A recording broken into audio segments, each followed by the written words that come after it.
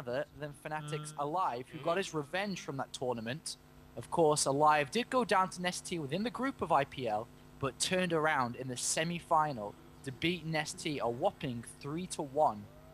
There were a lot of claims that Nestea was very fatigued, he was very tired for that semi-final, but nevertheless, the result still stands, and Nestea does lose that. Will he be able to get revenge here on aLive? And well, that's what we're here to find out.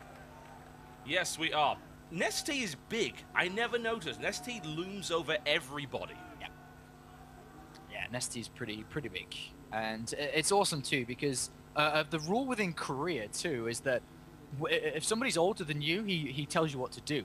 Yes. And that's one of the mannerisms within Korea. And at IPL 4, seeing Nestea tower over everybody and telling every other Korean what to do because he was the oldest there, it was a sight to see.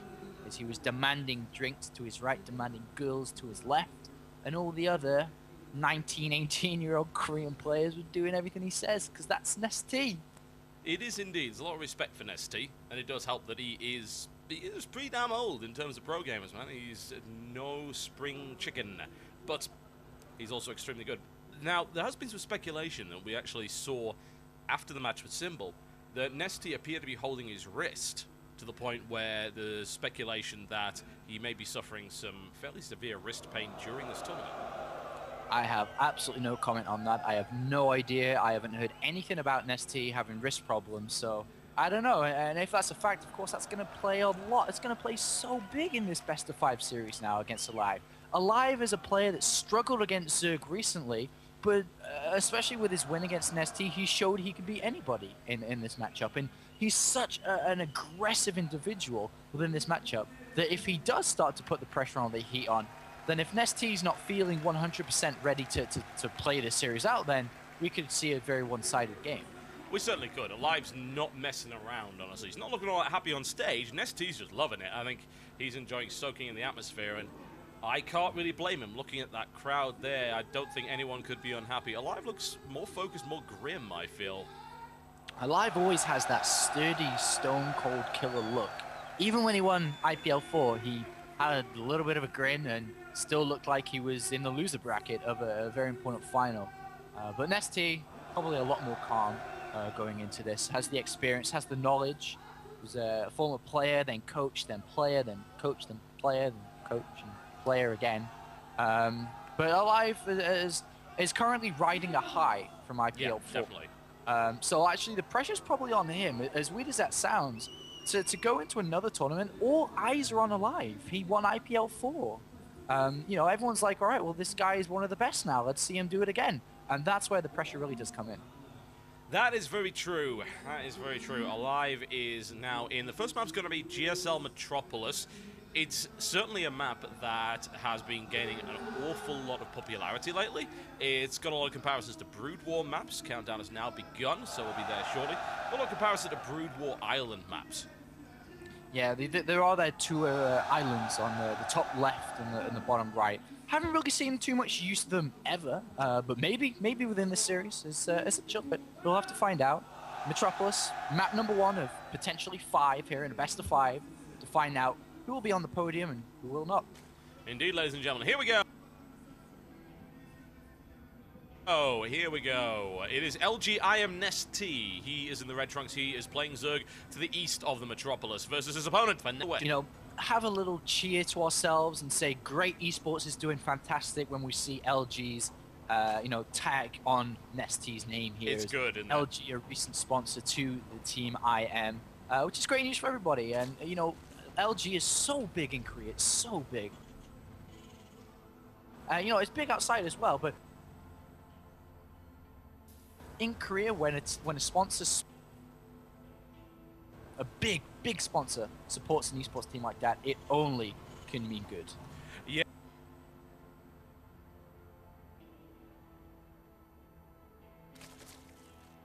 Let's go. Yeah, I mean, they still have the biggest sponsors. SK Telecom is like the leading phone company in Korea, and they sponsor a team. Samsung has a team, and so on. So it's great to see LG taking the lead in StarCraft 2, because apart from LG, there's not really big sponsors in StarCraft 2 in Korea. So it's great to see that. Another thing that's pretty awesome to see is aLive has thrown down a bit of a wonky barracks. Gonna hide that information from Nestea. Nestea may feel a little bit pressured, may feel that, oh god, has he gone 2 barracks against me? And we'll have to immediately not cut any corners. That's a possibility. A bit of a love fest going on here. It's okay, I hate everyone, so I'm not going to participate in this.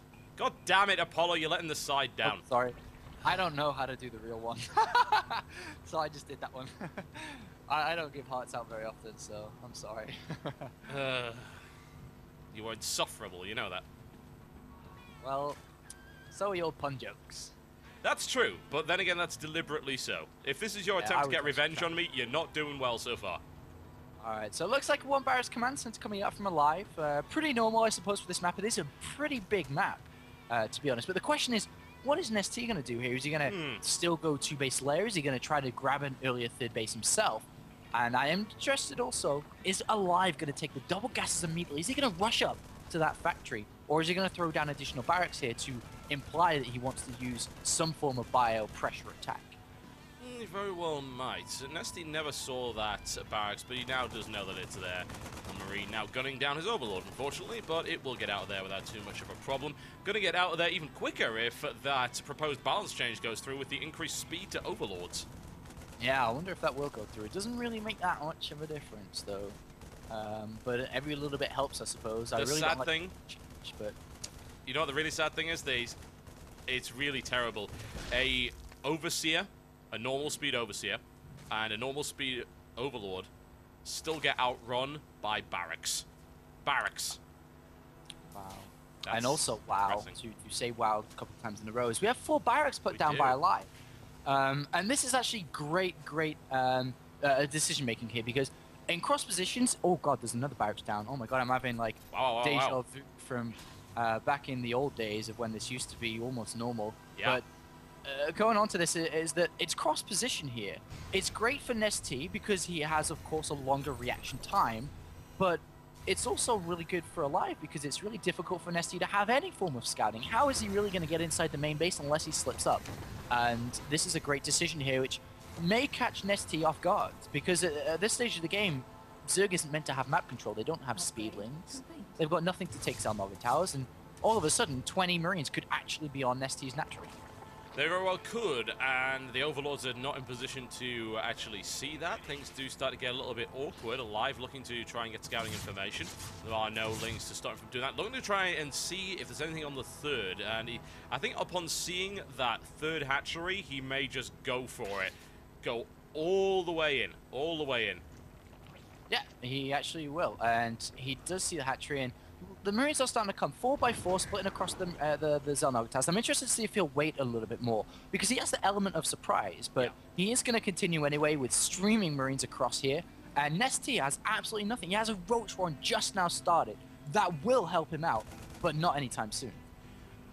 No, it will not, especially with that many Marines coming across, and this aggression could take this 3rd base out.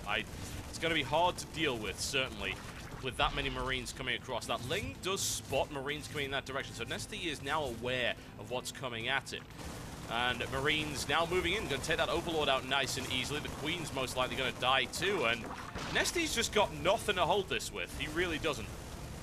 Well, he's got 16 Lings coming without speed, but as long as the Marines are in good position, hugging a hatchery, the mineral line, whatever, then Lings won't do anything here, exactly. And I feel that he has to maybe just sack this 3rd base. I think so. If he tries to save it, that will be an error, I feel. He's just going to throw away a lot. He's going to go for it anyway, though, and I'm not rating this, not one little bit. aLive now moving into a nice position here, as you can see, and obliterates the most likely to lose a Queen. Yeah, he is. That Queen's got nowhere to run. Off creep, it will die. Scan goes down as well, but the other squad of Marines killing all these creep tumors. Nestea still managing to work well in his 3rd base, and more Lings are about to pop from there. He may actually be able to hold on to that base. Yeah, that would be pretty damn amazing if he did, just throwing Ling after Ling after Ling at it, and it's obviously cost him a lot to hold it, but yeah, holding on to that 3rd base is huge. aLive sacrificed a lot of his economy to make this work, now putting down a CC behind that. Well, Overlord's getting gunned down, which is causing Nestea a hell of a lot of problems, but he's got 5 roaches already building here, so that should shut this down without an issue. Hell, that's a lot of Overlords he loses, but yeah, that's pretty severe supply blocking, but the wonderful thing about Zerg is you can just build 5 more, and here comes the surround. Roaches on the way to clean this up, and this attack is starting to peter out now. Yeah, and the thing is, though, that a counter-attack option was so viable. It may still be viable, but losing 5 overlords like that slows it down. You've got no money left to build any units. That he basically had to rebuild 8 overlords. That's 800 minerals, which could have been 3 hatcheries full worth, like 2 waves of links complete. Yeah. And he could have done such a massive counter-attack, and I feel because of that, losing those overlords, he has to build drones rather than, oh god, my opponent doesn't have any tech, let's try and abuse that now. He's only got unstim marines, and I feel Nestea has to continue to drone up rather than try to be aggressive here. Yeah, I mean, what's he going to do? Is he going to jog across this in these very long positions with a bunch of unspeed roaches? No, it's not going to work out, and he can't do the kind of damage that he needs, and just mass marine will beat that down. He's now adding a baneling nest on here, knowing that his opponent is stuck on these unstim marines, but the upgrades are coming in. Plus, in fact, 4 upgrades at once, +1 armor and weapon, stim pack and combat shield here. aLive looking pretty damn strong at the moment, and is now sorting out his 3rd orbital command. Nestea, however, did hold on to that 3rd base, so he's in a pretty good spot as well. Great surround on those units in the center of the map. He actually gets every single... There's about 10 marines kind of flirting with Nestea, and Nestea is not that kind of guy. And no, just got rid of that straight off the map, and he could potentially do a bit of damage here, but with a bunker already set up, a second one coming too, aLive is well prepared for this. He has a lot of barracks and 3 reactors about to finish. He's going to be making, of course, 6 marines at a time, as well as a couple more from the tech labs. But he's got 1-1 about to finish. He can start an armory soon and continue with 2-2. And aLive, I think, is really commanding this game, despite Nestea having that edge in terms of supply. I think that in terms of long-term, aLive is really good here. Yeah, he's solid. He hasn't been attacked at any point. His economy's looking really, really good. And it was all down, as you pointed out earlier, to those issues with the overlords. He couldn't go for this big counter-attack. Now Nestea's going for a big baneling bust through here. I don't rate it. I mean, these bunkers are nicely staggered to deal with that. And if he splits his marines properly, bearing in mind he's going to have stim, he'll have 1-1.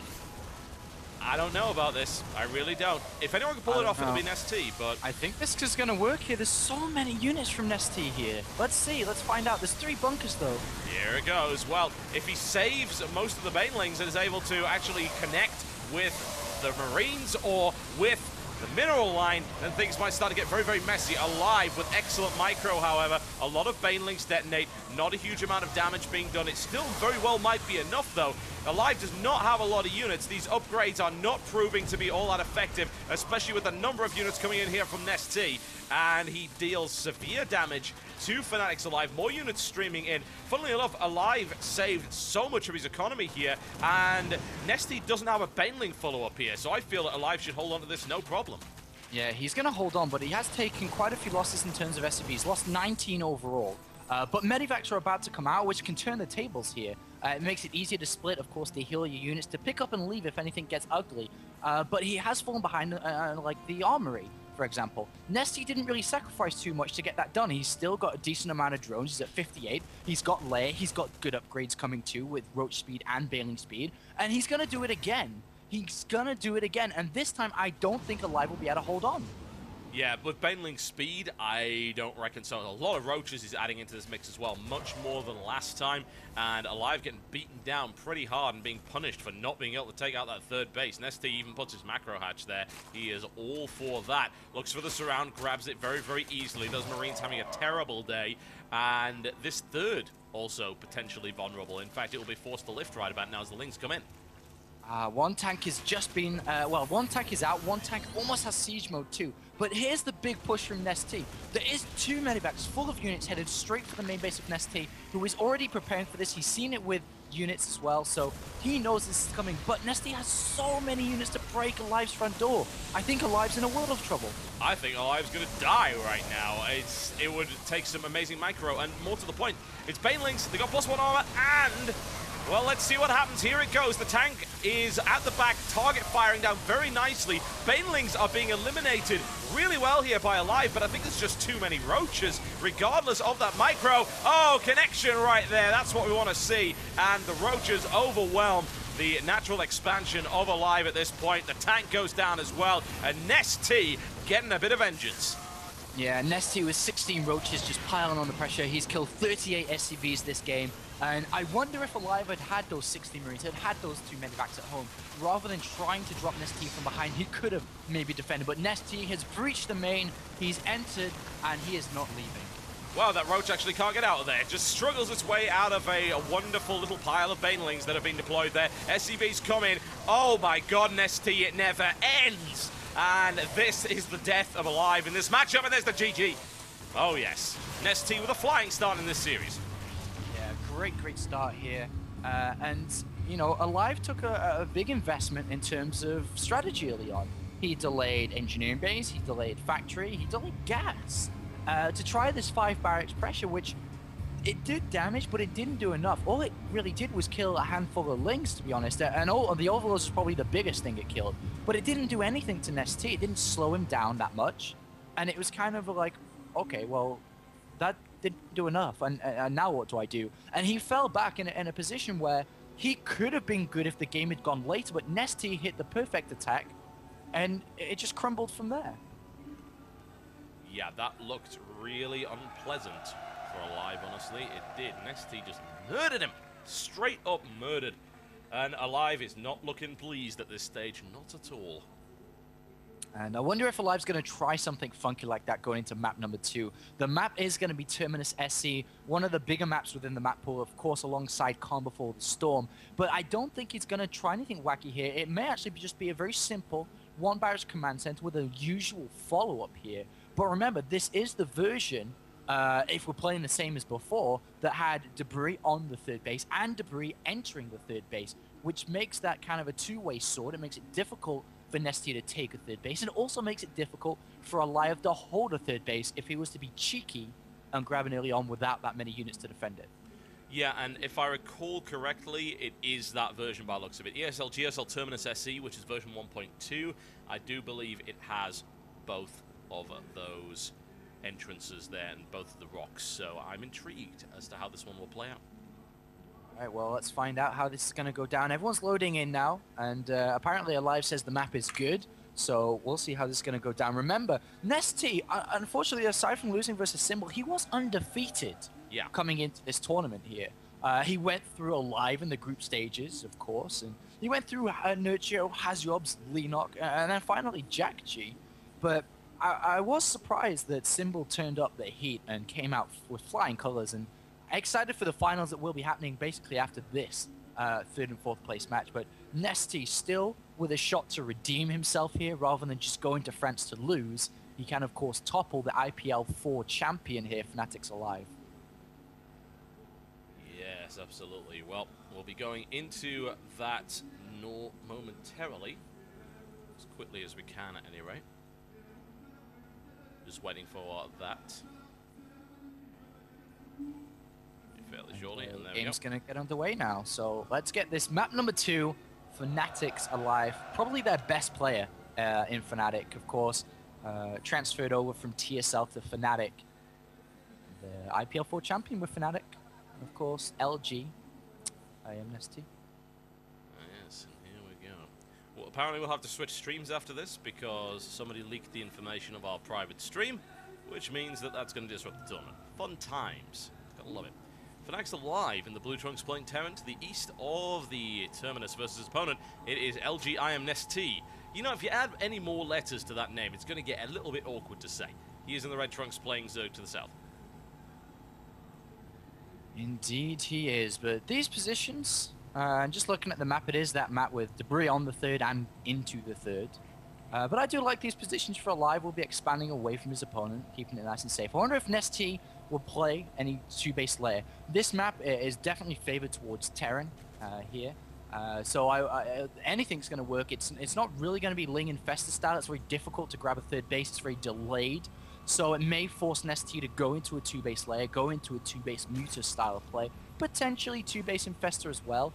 But 2-base something, I feel here. But as long as aLive plays very defensive, very slow, very passive, and not making any mistakes here, and he takes it to the long game, that's where his advantage is going to be. Because once they both occupy the middle, yeah, only one can stay, and that is usually Terran or Protoss against Zerg.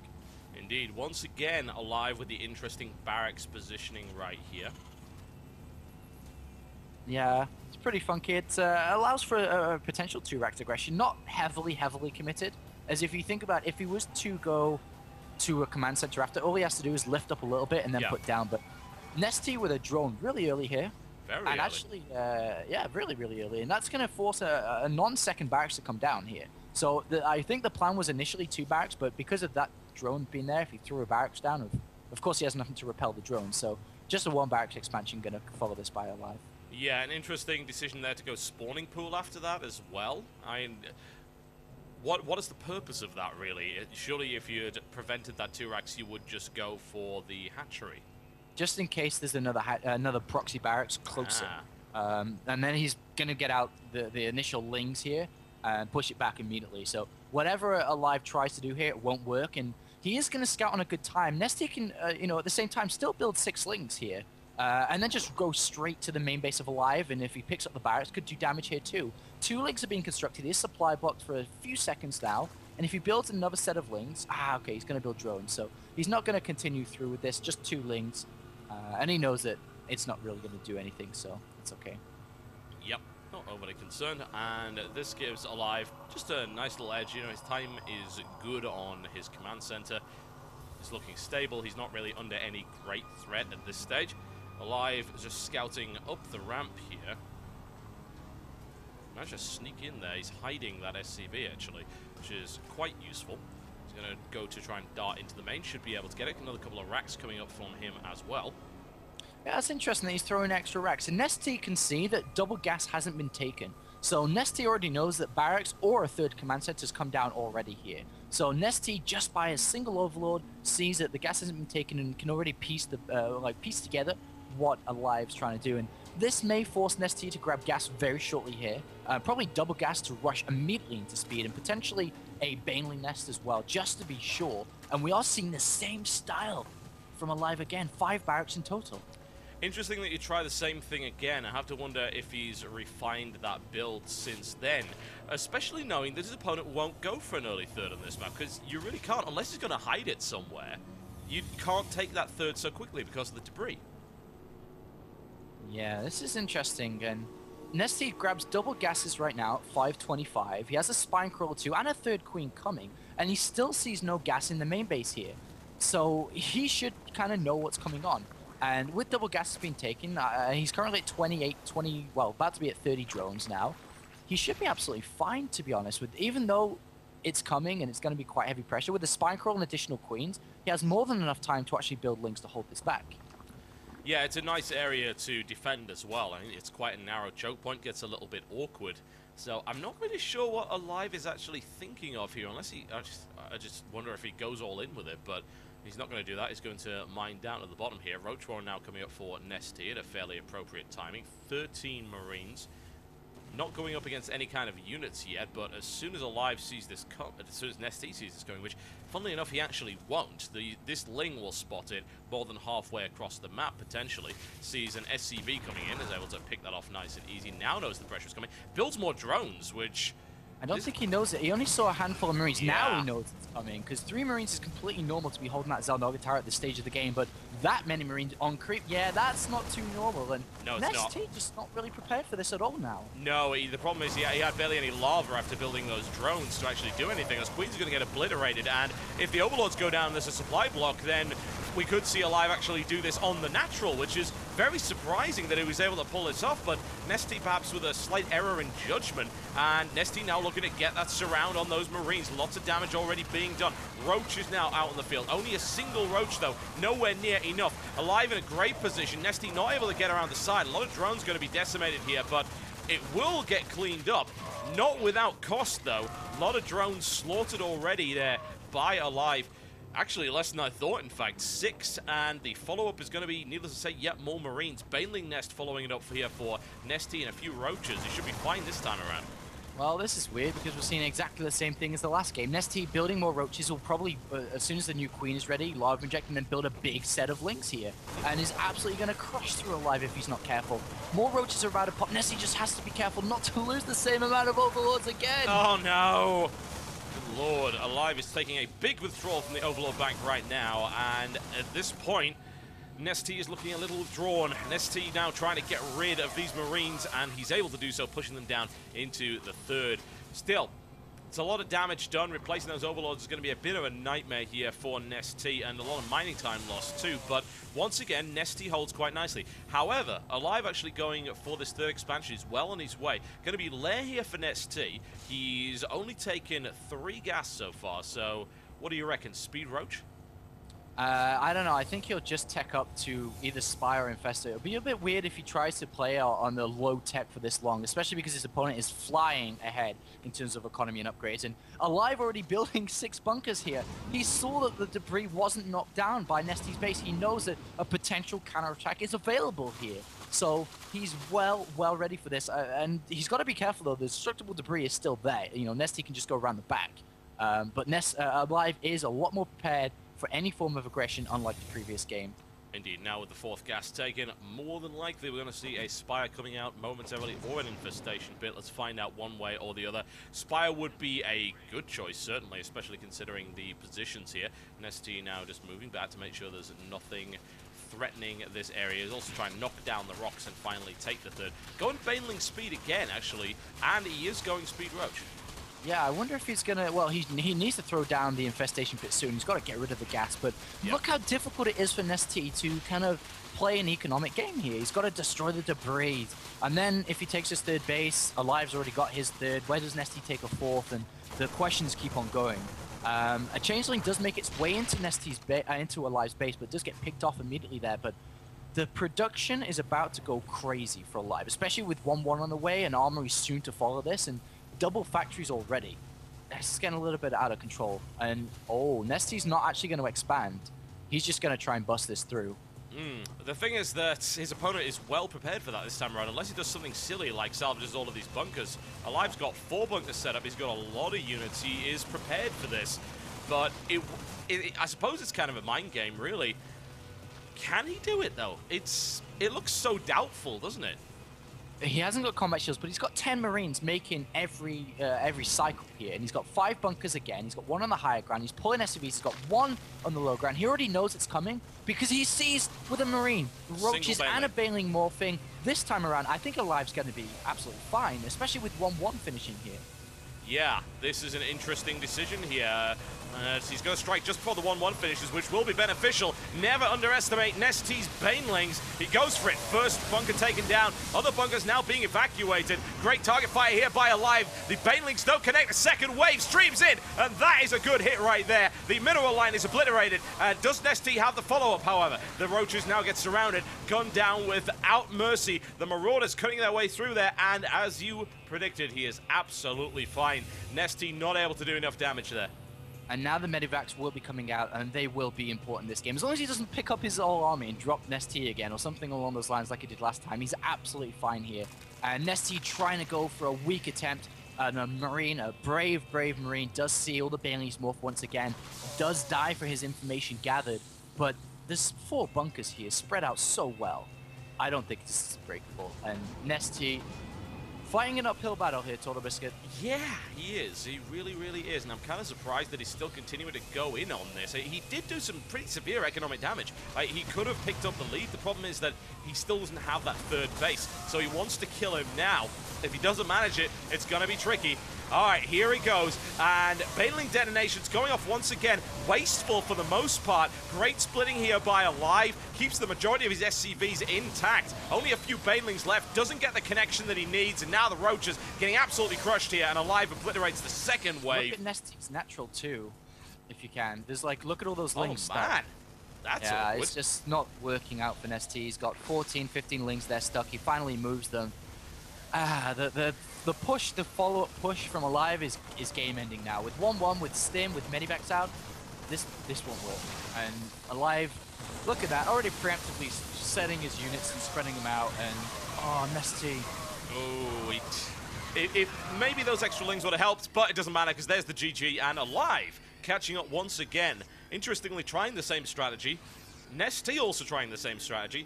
Some weird mind gaming going on between these two, honestly, and I have to wonder if that's what aLive wanted to happen, baiting the same response from Nestea, but being far more prepared for it this time. Yeah, he was. And, you know, the series is now tied up, but Nestea dedicating to that from the start, the get-go. You know, as soon as he didn't take that third base, and even before, you know, as soon as that Marine push come in, Nestea was like, all right, well, this kid's going to do it again. I'm going to crush him again. And, you know, he tried it, but it didn't work. And aLive was well prepared, well set up this time around.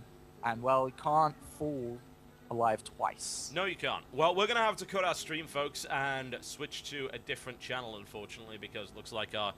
Well, what we're doing is we're streaming to what's supposed to be a private channel so that the guys over at the Ironsquid event can restream without any latency. The problem is now people have found it somehow, and they're causing lag on the stream. So we're going to hop over to a different channel, and we'll be right back, hopefully, with Game 3 of aLive vs Nestea very shortly.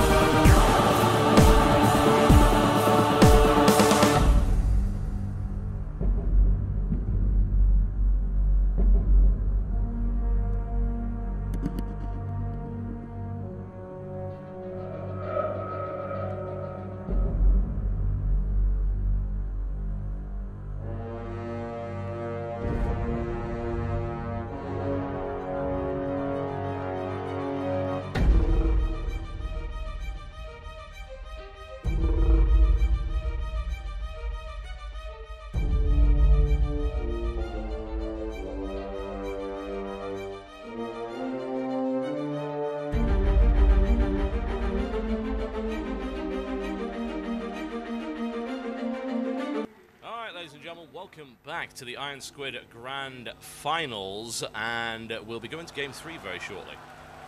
Yes, we will. The map is going to be dual site. Another great map here for Nestea, like the first one. The second one, not so much. Terminus favored towards Terran, and even though Nestea currently drawed up, I'm pretty sure he's content with the series so far. He can be like, all right, well, Game 1, I kind of crushed face. In Map 2, I'm not going to win against a good Terran player on there. So going into map number 3 now, I'm sure he's very happy and sure that he has eyes on that third place finish. aLive, this will be a difficult map for him, very small, lots of counterattacks. He's going to have to be so strict, so tight on his defensive if Nestea tries anything aggressive. Yes, indeed he is. Well, we'll see how this one goes. Looking forward to it one way or the other. I don't expect to see the same builds one way or the other, though, because I think we've thoroughly exhausted what 5 racks can actually do there. Yeah. He won't go 5 racks. It's not the right map If he for it, went anyway. 5 racks, I would... I gotta be careful what I'm about to say. What would I do? I'm like thinking of options. What would I do? I don't know. Would you dance? I'd dance a lot already. That's a grave threat. I don't know, man. I do something crazy at the next live event I go to, but you can't do 5 racks. It doesn't make any sense. The build doesn't work. The strategy is a surprise tactic, and it's not going to happen 3 times in a row. I swear to God, he won't do that. Which is exactly why it will happen 3 times in a row. And I'm going to stop casting StarCraft 2. I'm going to leave the scene. I'm going to disappear. I'm going to go cast LoL. That's easy. I'm doing that. That's no problem. Anyone can do that. Yeah, they actually can't. Casting LoL is really hard. Here we go, ladies and gentlemen. LG Nestea is in the blue trunks, playing Zerg to the west of the dual side. Versus his opponent, it is Fnax aLive. He is in the red trunks, playing Terran to the east. And this is a best of 5 here. Currently 1-1 between these two guys. The final, the overall final between MMA and Symbol will be a best of 7. 7 maps out of 9 used in the grand finals here. Nestea on this map has to be very careful if he's going to go gasless, because on this map, you actually do see Refinery first sometimes to get the faster factory, to get the faster reactor Hellions out, because the natural is actually incredibly difficult to hold from Hellions. Yeah. There's a lot of maneuverability for them. They can get in so many different angles, and you can't just defend with a Queen and Spinecrawler here. So I wouldn't be surprised if Nestea, after Hatchery first, grabbed a pretty damn fast extractor to get speed for his Zerglings out, to try to hold this back. Certainly a possibility. Well, there may be 5 racks, Apollo. It might happen. Like I said, man, I'll go cast low. I'll give up. I'll give up. Do you need we a do low have a casting barracks partner? now. Apparently that's where all the money is now. I need one. We can do it, man. Yeah, we can do it. Let's do it. Let's go cast low. Anyway, as you were saying, barracks is down. Yeah, it is down. It's in a bit of a weird place, but just mind games again. And Nestea, upon seeing the refinery, probably just goes around and checks inside the main. And upon checking inside the main, we'll probably go to the bottom left, I guess. And then we'll see the barracks anyway. Indeed. Nestea just having a little bit of a nibble, fended off there by aLive without too much of an issue. Hatchery first by Nestea. No gas taken as of yet.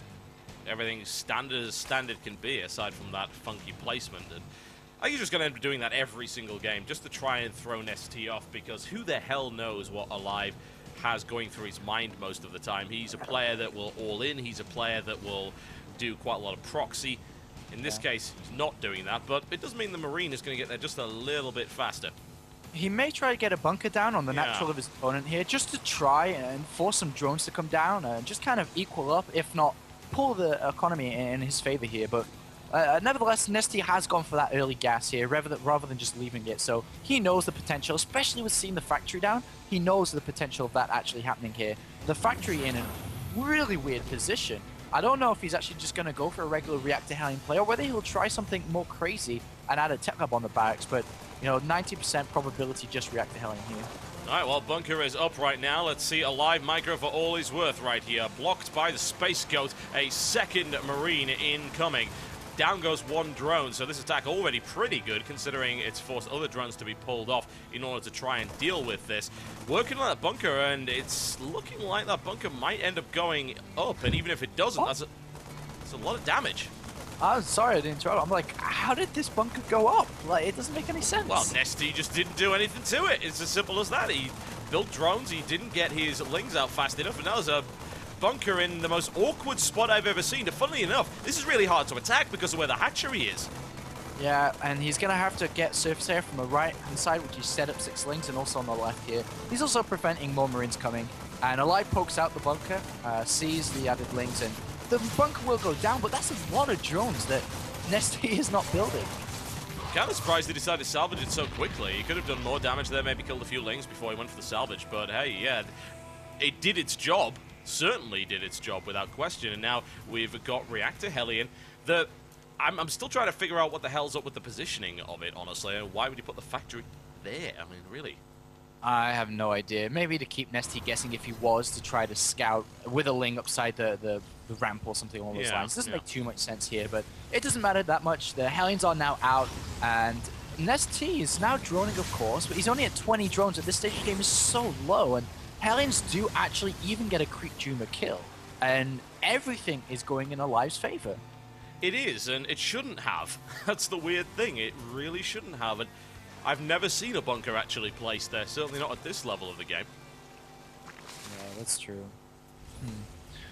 Stim on its way. The second barracks, but not a third yet. I don't know why he hasn't got a third barracks yet. It's a little bit misleading to whether his what his plan is here, whether it's well, I'll have to find out what it's going to be, but another lift in the factory. There's a third barracks, okay. Yeah. So he's just going to switch the barracks to the reactor and then plant down the factory here.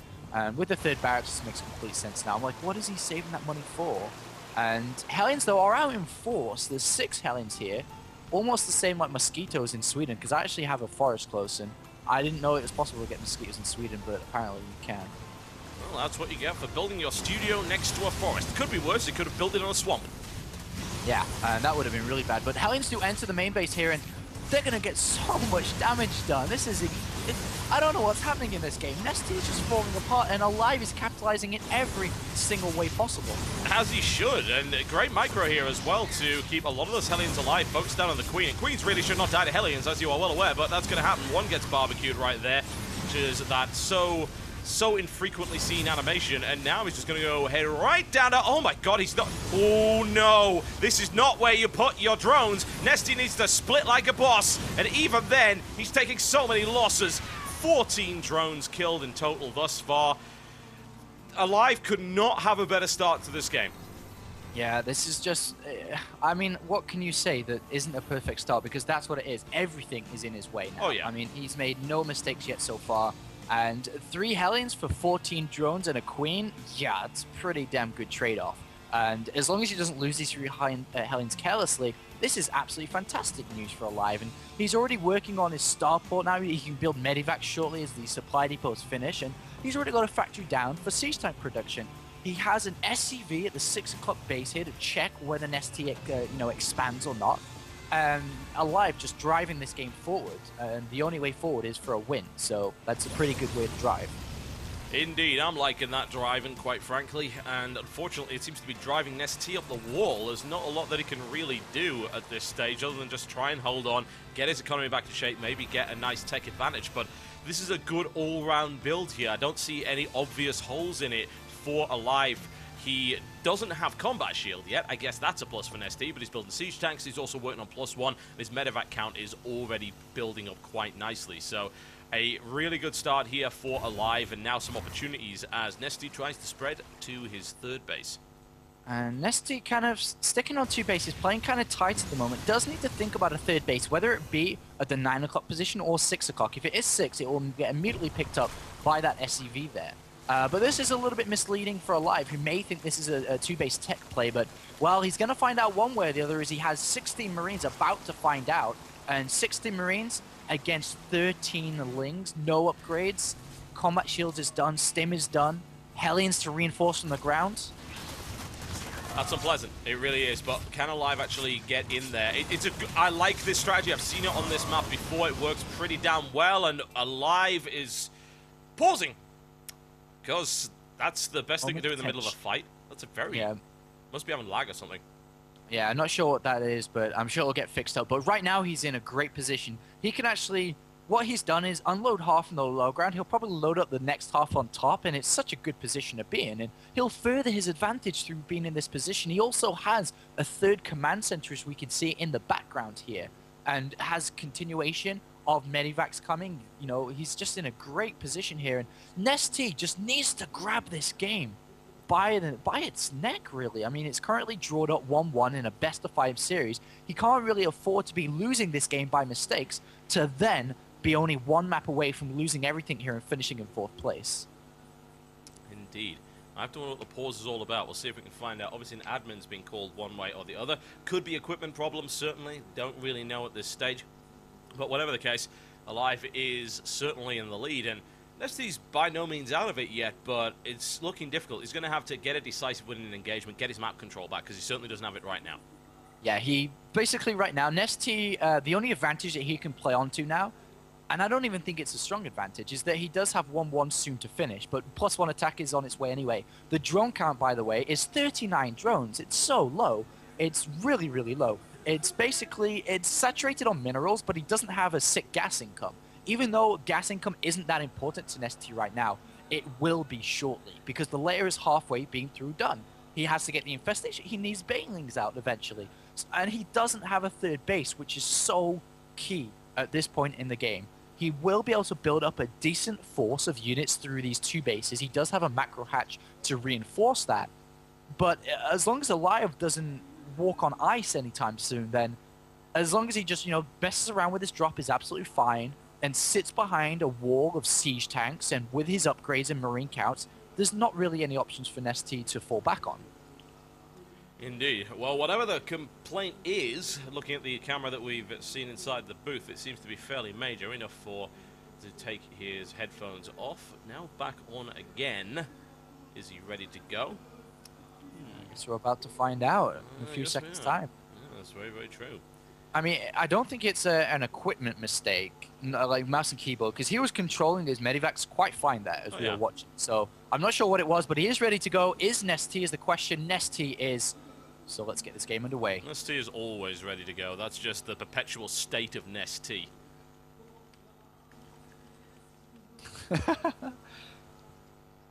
All right.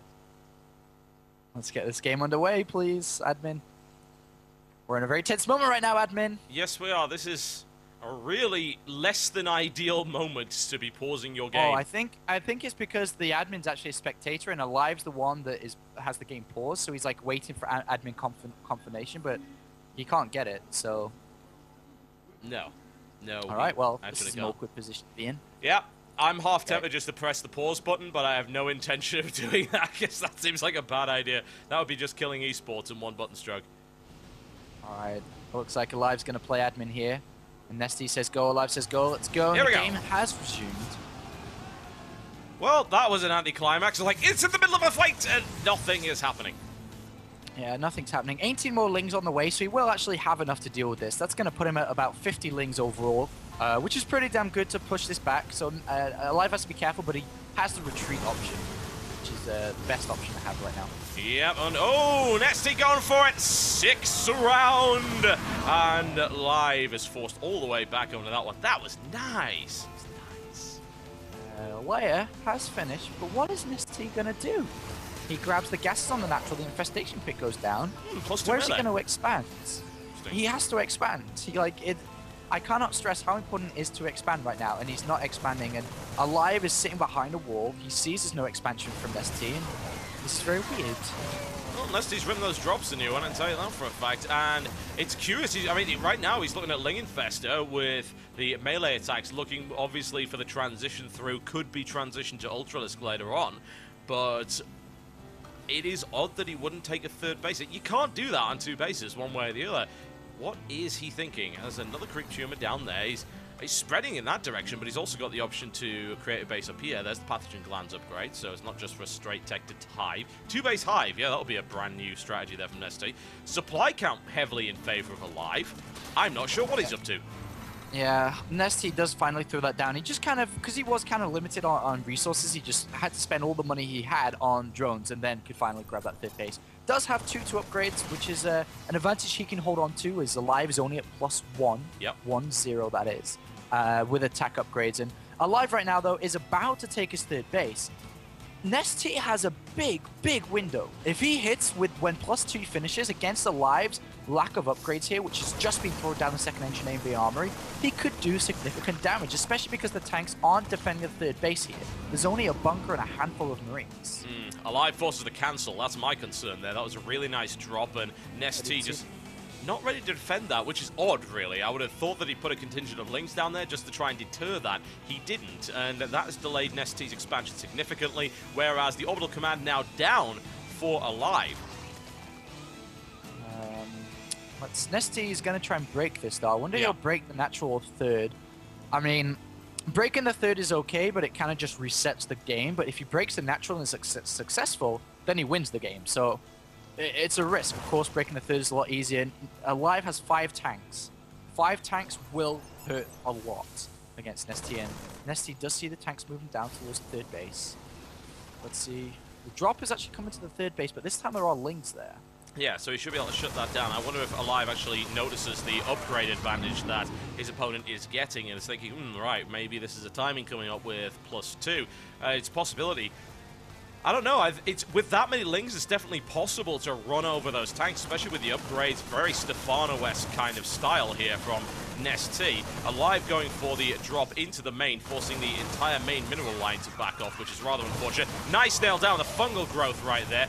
Not quite enough to kill off all of those Marines, however. And he's still producing units. Army supply 71 for Nestea, 107 for aLive. aLive does have a lot of army supply across the map, though. There's that medivac with 6 Marines. There's another medivac towards his 3rd base. So does have a few less units, but he does have a considerable amount of tanks. He went 2 factory really early here, so he's actually had double tank production to what a regular turn player would have, and Nestea doesn't know that, so Nestea's going to walk into a bit of a wall, I feel, but with 2 upgrades, he could do superior amounts of damage here as he collects units together. Currently 107 lings across the map. Fairly incredible, isn't it? If you can concentrate that into one area and not get hit by a bunch of tanks, this is the real problem, isn't it? It's like, hey, you got low links. The problem is, of course, that tanks blast those apart. You really have to go in 2 groups. You can't go in all together because they become less effective when you don't have the surface area to use them. I'm intrigued, honestly. Make a push. aLive's going to make a push, and Nestea's going to spot it with a ling here. And instead of going for a push or trying to bust anything, if he just grabs the entire army with fungal growth, it could work. Oh my god, oh my god. Oh, well, the thing is, aLive is aware of what's going on here. He's got his tanks in a good position, using that small contingent of Marines at the front, but that also gives a run-by possibility for Nestea, and he's going right for the 3rd base. 2 bunkers full of Marines and a tank behind it. Not many 2-2 though. There, actually. 2-2 is a big factor here. Yes, it is, and it rips through the first bunker, looking for the second one here as well. And the SCV's buffering a hell of a lot of that damage, forcing aLive to pull all the way back. Reasonable damage done, but didn't take the 3rd out, unfortunately. Now looking perhaps to get around the flank. Needs to be careful here. Once again, running back to the 3rd base. Doesn't want to get caught out by those tanks. Straight into the mineral line, doing a lot more damage. Wants to try and take the bunker out as well, but the SCV's pulled again to prevent that from happening. aLive defending this incredibly well, where Nestea looking to go to Hive. He lost quite a few lings there. He didn't kill any SCVs on that. He killed 4 Marines, a bunker, and a tank. Not really a trade, considering you're kind of behind in economy. And the army supply of aLive is getting a little bit out of control here. He has 2 upgrades now. He's finally starting to catch up with Nestea. But look how many bloody Marines he has. He has 74 Marines and 9 tanks. That's such a strong army. And there is a drop inside the main base at the bottom here for aLive, and Nestea not knowing about it. Surprising, really. This fight. Considering that he lifted up from the natural. I'm surprised that Nestea just didn't keep track of that, but there is a lot going on, I guess. But yeah, the upgrade advantage just started to halt, and that's what I'm really worried about, because aLive played a good catch-up act on that one. Took a while to get Hive up. +3 is, of course, started with Adrenal Glands, and he is going for that ultraless transition that we thought we would see from him, but it's still looking a bit grim here for Nestea, unfortunately. He just doesn't have the supply at the moment. If he catches this out of position, great. But with that many Marines, I'm not convinced as to how effective that's going to be, and the Infestors walk into that. That is a huge fungal growth. Massive damage being inflicted on aLive. Nestea completely overwhelms the tank line. An evacuation up to the top here by aLive as well, which is looking quite nice with all those Infestors taken out. He's just going to have to go for a bad surface area strike on all of these units, but aLive's got caught out of position, and the tide rolls over aLive's army. But at the same time, he's dropping the natural and 3rd base at the same time, doing considerable amounts of damage to the drone line. 36 drones have been killed in this game now. So aLive trading a bit of army supply for a lot of economy there. Nestea's in an awful position. He's at 35 minerals and 1,500 gas. He's at Hive, he's got good upgrades, but he can't spend his money anyway. He doesn't have any mineral income. And aLive is able to replenish that army, and things are going well for aLive, really well here. Yeah, looking solid right now. He really is. He's just tearing Nestea to pieces. Nestea's not able to bring the full brunt of that army to bear. His run-bys aren't proving to be effective. And you've just got a hell of a lot of lings that are sitting there doing essentially nothing. Ultralisk transition just isn't happening at the moment. There we go. Ultra's now coming in. There's the Kindness plating upgrade for that as well, and upgrades are looking solid. But I'm still very, very concerned because aLive just continues to pick away at Nestea. Nestea's economy can't support that many Ultras when he needs to replace the Infestors he lost in the previous fight. Yeah, and there's a drop on the natural again while sprinting towards the 3rd base of Nestea, completely undefended. And he's going to set up an amazing position here. And this 3rd base will go down, and Nestea will be knocked down to only a single mining base, which is almost... Man. I tell you, aLive is playing so well at the moment. He really is. Some exceptional positional play there, and he knows exactly what's up with this particular matchup. He is looking strong. He is all over the place. Multiple drops everywhere. Consistent harassment, tearing Nestea to pieces. Nestea, as you said, stuck on 1 mining base. His income plummets, and he can't even spend all of those lava that he's got in reserve here. And what's this one lone Ultralisk gonna do? Yeah, absolutely nothing, and especially because the Marines are now plus 3 attack, plus 2 armor, with plus 3 on its way, and aLive has 3,000 minerals in the bank. He can replenish this Marine army over and over and over again. Oh yes, and Nestea now charging down just to try and eliminate this army. He can't do it. The Ultras barely gets a look in. aLive eliminates it, and there's the GG. And aLive now takes the lead in this best-of-5 series, currently 2-1.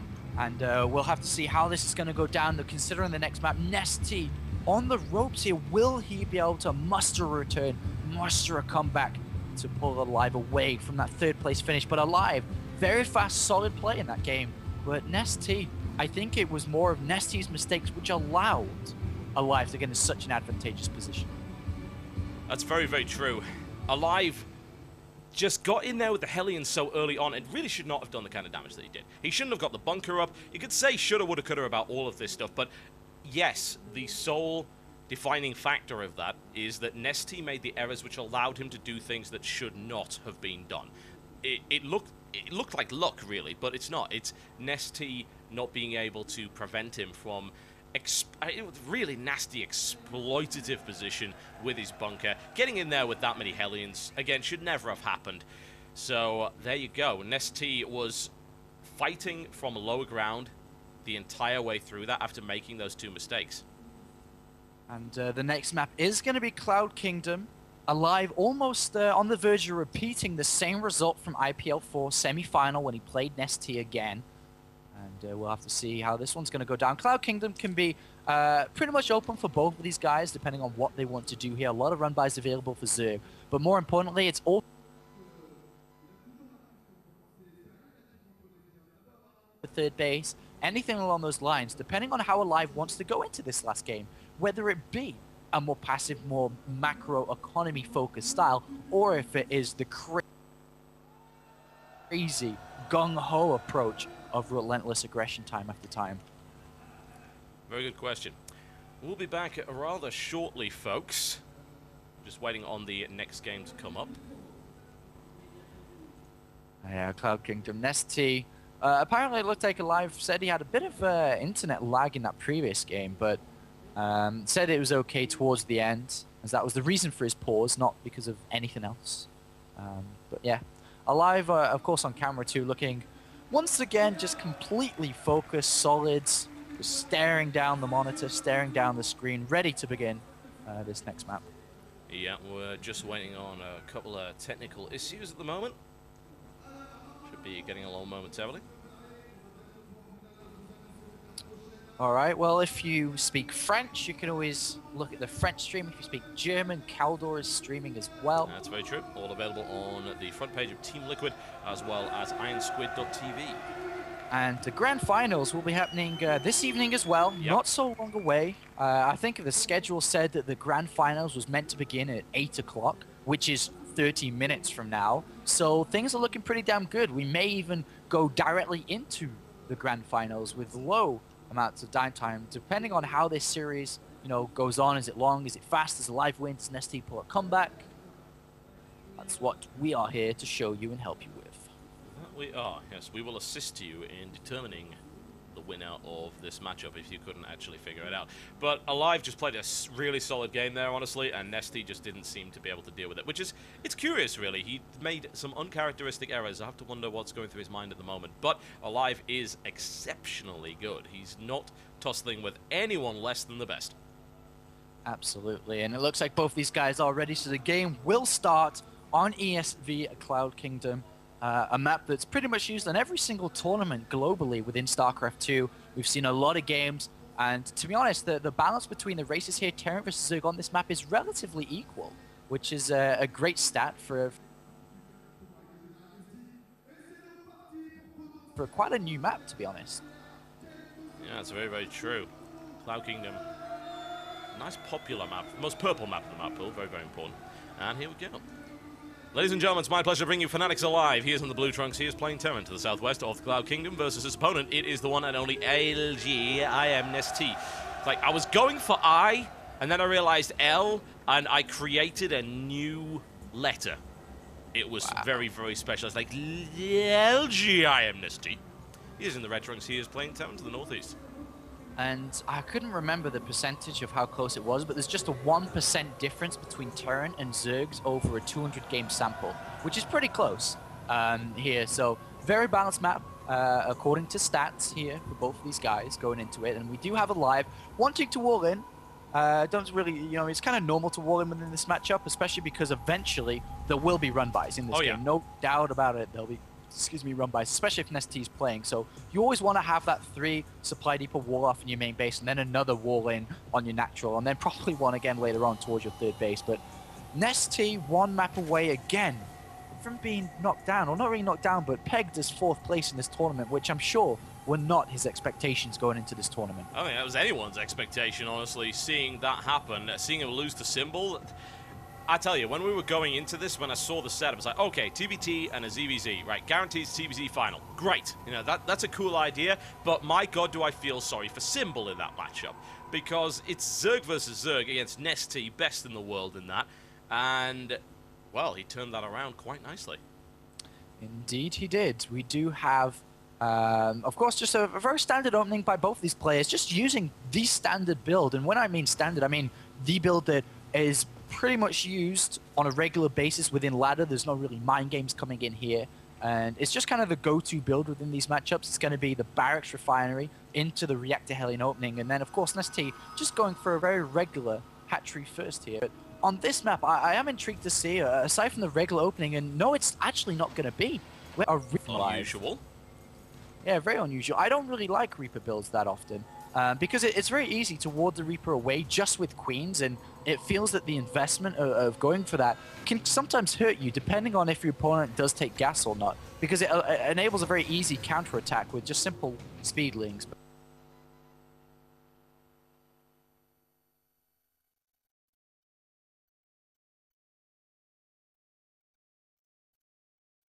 For fairly obvious reasons, it just works better in that matchup than anywhere else. In TVP it has problems with Stalkers, in here it has problems with Queens.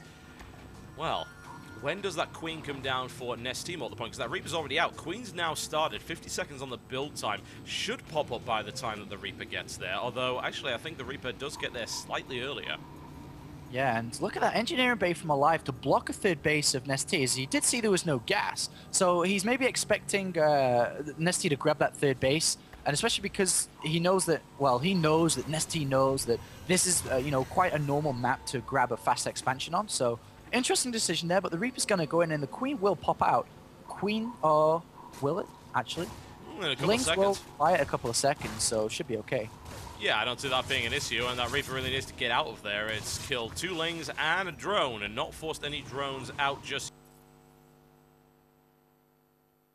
He ends up going the wrong way. aLive gets around and is going to pick off possibly yet another drone, which, you know what, that opening worked out fairly well for him, honestly. Not the best win in the world, but I feel it paid for itself. The strength of this build, though, is not really using the Reaper. It's like, it was okay, you got 2 drone kills, you saw he was gasless. And not so much the scouting, the transitions is the most important thing, is because you get such an early tech lab. And what we can see here from aLive is that he could either go now into a single Cloak Banshee, or he can just build a factory in tanks. And that will allow him to grab a really fast third base here, which it looks like it is going to be Cloak Banshees, or yeah, definitely going to be Cloak Banshees here. The strength of this Cloak Banshee opening is, once again, it allows you to potentially, if you want to, grab a third base. But the third base of a Zerg player is so far away, Cloak Banshees can actually delay it for so incredibly long, and not to, escape from the basics too, it can actually just go and kill a bunch of drones and Queens too. Indeed. Nestea with a large number of Queens this time around, though, which does give him a little bit of an edge in that regard. Of course, if it's Cloak, Nestea decides to stay on hatchery tech for quite some time, doesn't build an Evo chamber, he's going to be in a bit of trouble. That engineering bay continues just to sit there and prevents another expansion, but a macro hatch, nice early macro hatch here from Nestea. And I wonder how he's going to... Oh, there's the double evolution chambers come down, so... he won't preemptively build a spore crawler. That's like not how this works here. You don't just blindly build one. But he will have the option to build spore crawlers here. But the Banshee will be able to get a lot of kills here. I'm interested to see if aLive will keep it and wait for 2 and then bring in and be like, surprise! and then pop in with the Banshees, but he may opt to just send one pretty fast in case of a lair being constructed instead. Yeah, he's putting 2 Hellions out here. Actually 3. I have to wonder if that's indicative of Nestea to anything. Nestea is, of course, playing in the dark. He does have an Overlord moving in. It's not really going to see anything. It's going to spot that there's no gas being taken down the bottom here, but that's not all that unusual one way or the other. Going up for lair tech now as well. Now, where is that Banshee? More Hellions now moving across the map. There's the Banshee. He's just going to go in with 1. Most likely try just a bit of 2-pronged harassment here. Yeah, I don't know if the Hellions will be able to do too much, though. There's 12 Lings about to pop. They do not have speed, though, remember. And the Banshee's going to make its way with Cloak. Spokerel already being being put down now, as he did manage to pick up the Scout, but how much damage will it get done in the meantime? Well, he's going for it right now. The Spore Crawler is going to be up in the next 15 seconds or so, so it'll take maybe 4 or 5 drones there. There's the Spore Crawler. Now it's time to leave with that Banshee. He's just sitting there for quite some time, and oh, he gets out just at the right time. Very nice move there. The funny thing is, what aLive's doing here is he's defending this engineering bay with those Hellions, making it very, very difficult to clean it out, so Nestea's third is so delayed. I wonder if he'll, opt to invest in a scan to see the creep tumors and then kill the line of creep tumors. Maybe not really worth it considering there's so many queens out and he can easily replenish the creep tumors though. So I guess it's kind of 50-50 decision, but the Spire is on its way down, which is of course the best thing against Banshees. So the Banshees will be warded away, and we already see aLive switching over to build his tanks to get the medivacs out, and a third command center about to be constructed here. I really do like that aLive isn't taking risks in terms of, I'm going to grab a really fast third base. He actually did build barracks before to make sure that Nestea doesn't just go and all in him, or something along those lines. Yeah, it's looking solid for aLive, and it's not gimmicky as well. We saw so many games up to the point of these grand finals where aLive just goes all in and plays fairly gimmicky style, but he can play straight up very well, in fact, and he's causing Nestea a hell of a lot of problems. And I like the Spire add-on here. Even though it won't be dedicated to Spire for the entire of the game, he can build like 5 Mutalisks and just go in and kill like 16 SCVs. There's no turrets. He's been shown a bunch of Lings here. So he's expecting a more Ling Infestor style. He's not going to build turrets anytime soon unless he pulls off a Scout or Scan. So the Mutalisk little maneuver here could actually really swing the game in favor of Nestea. Yeah, it certainly can. Armory is on the way up, so there is a Thor option, but more importantly, it's to try and grab himself +2 here, since his +1 is about to complete. Stim on the way, almost done. And now we're looking at 23 Marines here, reasonable number, but not as many as I would like, certainly, and 8 of those are going to be in a drop. Yeah, let's see how many, how many Mutalisks can get the SCV kills, or how will this drop go down? These are the 2 things we're going to have to pick up on. Ling! Oh, it sees the medivac. It sees the medivac at the top left there. So the Mutalisk, so immediately we want to change direction. And Nestea did spot it, but whether he saw it, it's 2 different things. Yeah, indeed. It was spotted. Maybe he just wasn't looking at that. And Nestea now moving. It looks like he may have seen it one way or the other. The Marines are now on the ground, but of course the Ling and Muta will ensure that that drop isn't going to go anywhere. They'll sell their lives dearly. And by deal, I mean not do a damn thing. And Nestea shuts that down without a problem. And now that, kind of gives a cue to either put Marines near the mineral lines or build turrets here to get ready. And turrets are going to come down for aLive, and he has to be very careful not to take losses. If he doesn't take any losses, this investment's, terrible for Nestea. Even though he did get a medivac full of Marines, it's not what he intended here. No, but remember, he still has 2-2 on the way. Not a big lead like last game, as we do see +2 attack and +1 armor, and even +1 vehicle weapons coming out for aLive, and his production's actually getting pretty out of control now. He's got a lot of barracks put down. That he does, and Ling Muta now moving in to try and do some damage. It very well could. A big run by here could do significant damage. There is only 1 tank deployed there, and that could be picked off by those Mutas with a good swing around. Ooh, he's adding Banelings to the mix as well. Nestea is not messing around on this third base. No, he's not, and... Oh, if he pulls the Marines... He might pull the Marines out of position with this Mutaflock over near the natural. There is a tank, but it's going to be in range of the command center. So if he tries to just nuke the command center with Banelings, it won't work. There is a tank that covers just the amount of radius. A bunker is going to complete there too. Nestea, I don't think he can break this, but he's going to try anyway. He's at 65 drones, a great drone count, but more importantly, he's building 36 Lings in the production tab. He's going to try and break down aLive one way or another. Yeah, a brute force approach here from Nestea. He's picked off one tank. What he really needs to do is try and deal with that one, but good luck. There's a vanguard of Marines to the flank, making this very, very difficult. And here goes Nestea, hoping to get the connection here with the Banelings coming in from the back. And target tank fire is what we need to see here, but the tank has now been eliminated. And there's the third base getting absolutely gutted. Great connection with the Banelings right there. And the bunker goes down as well. And wow, that was more successful than I think Nestea even himself could have hoped for. Yeah, that's absolutely fantastic. He's going to be able to, well, actually maybe not pick off the third command center, but he's done a lot of damage. He killed a lot of SCVs. Oh, he's gone for the throat. So many Banelings. I don't know about this decision, though, because if he invests in this and it doesn't work, that opens up such a big counterattack for aLive, who could actually end the game there and then. So Nestea, is he going to try and bust through? I don't think that's the right option to do. I certainly hope not, and if he does, he needs to have a look first with a Ling and find out what's going on there. Doesn't want to run into a trap.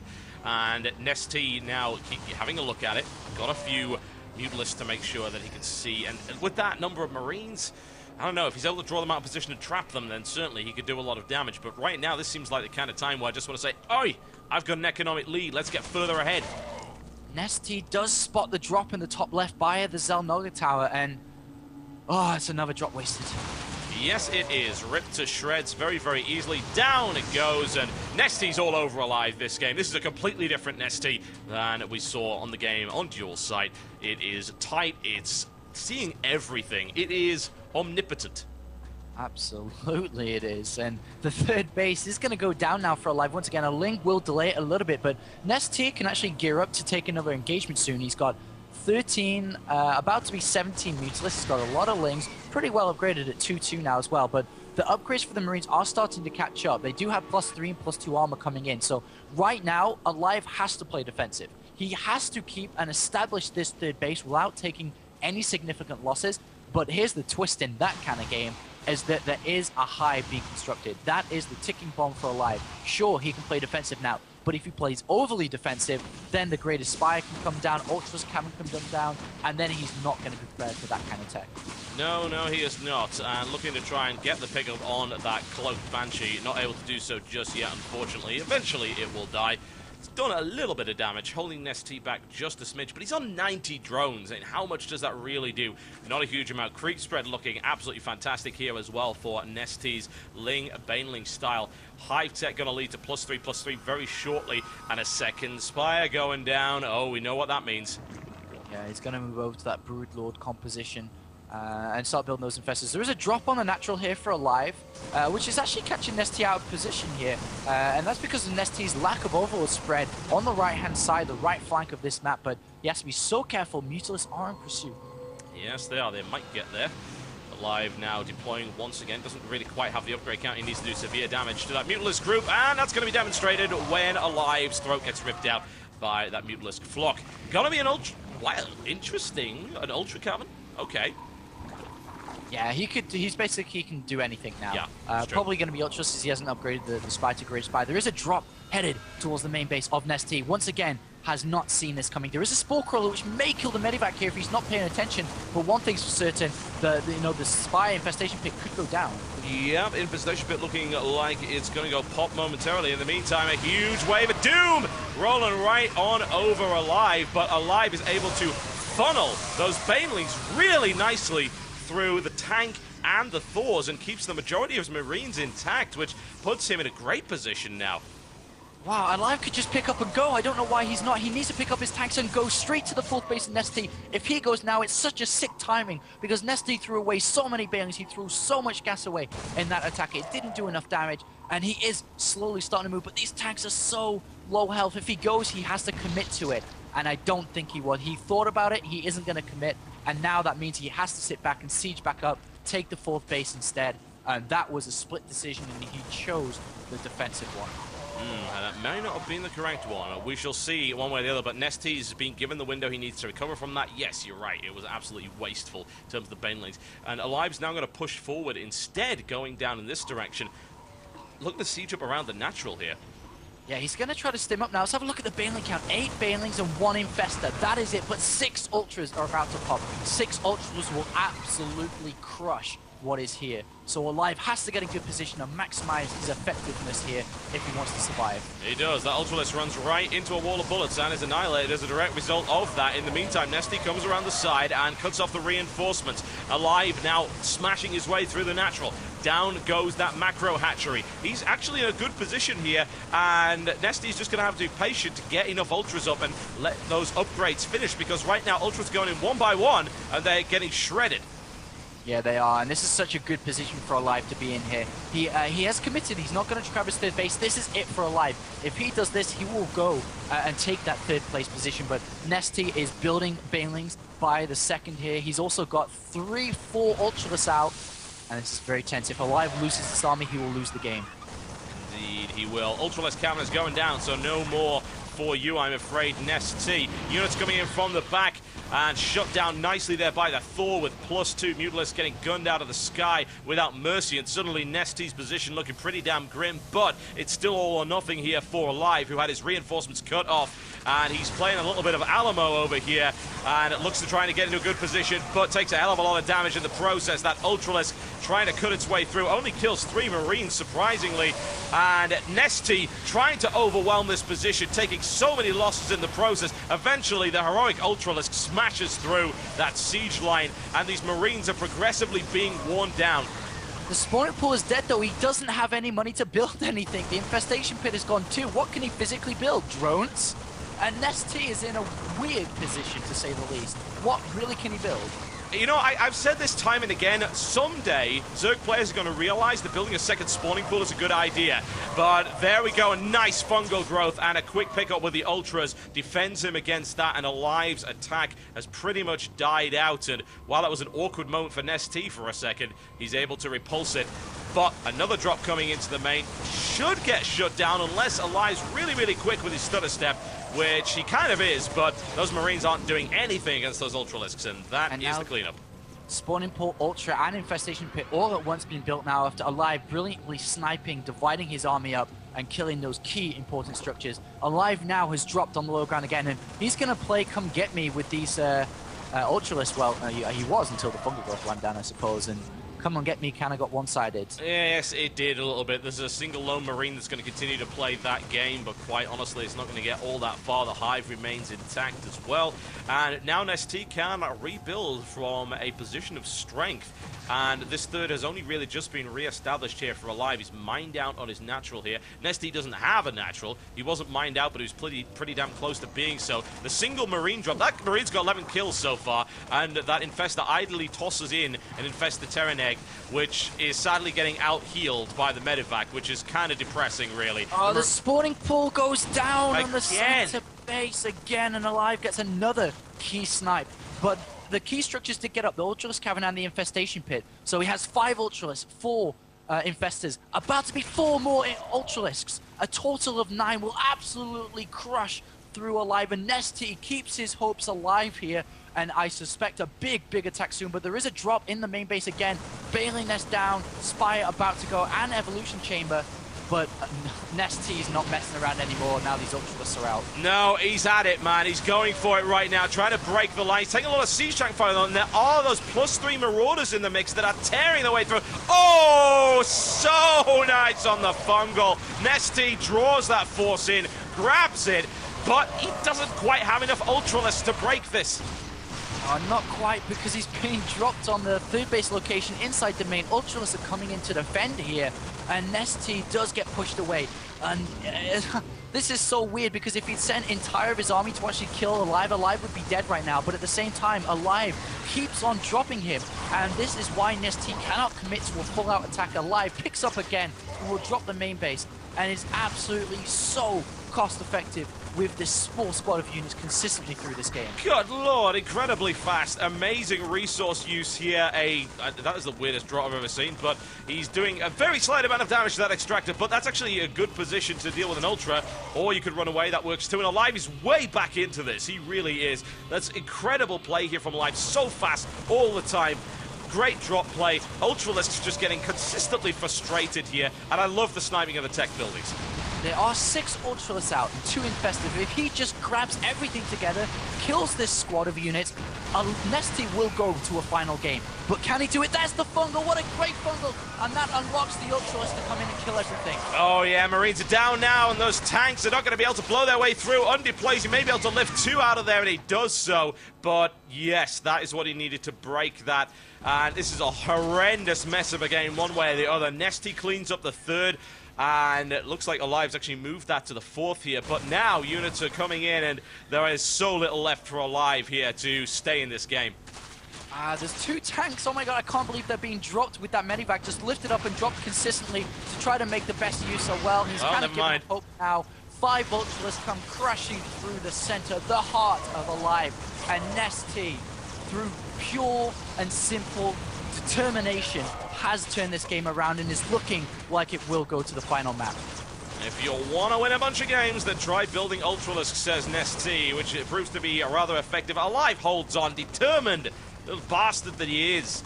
As is Nestea, I might add. Both of these guys going full on blood, guts, and glory in this game. And it's looking like we're going to see a 5th in this series, which personally makes me rather joyful.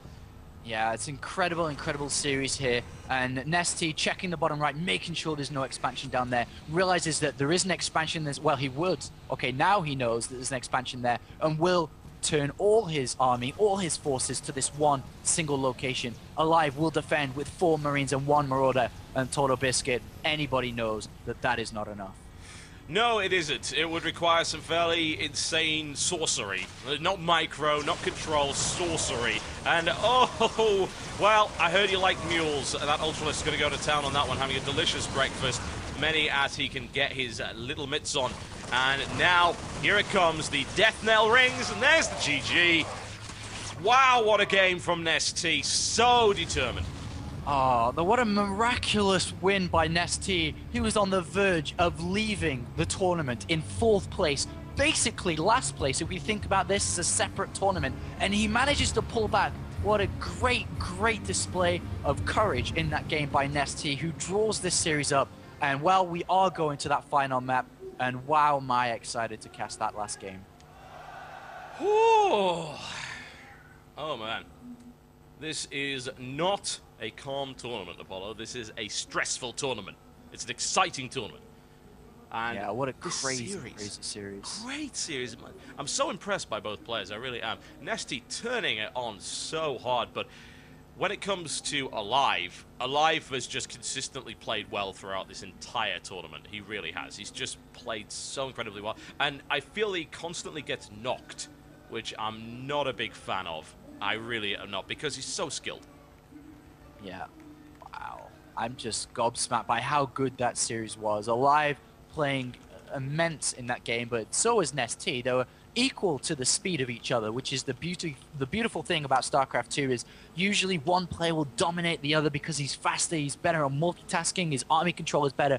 But when you have 2 players similar and are equal to the task, we have the best StarCraft 2 games, and that's what we just watched. Oh, yes. Good stuff, really. Not bad. Reasonable StarCraft, I feel. Those tuning into this final, they should have known this was coming. Right? Look at the lineup that we had in the grand finals, seriously.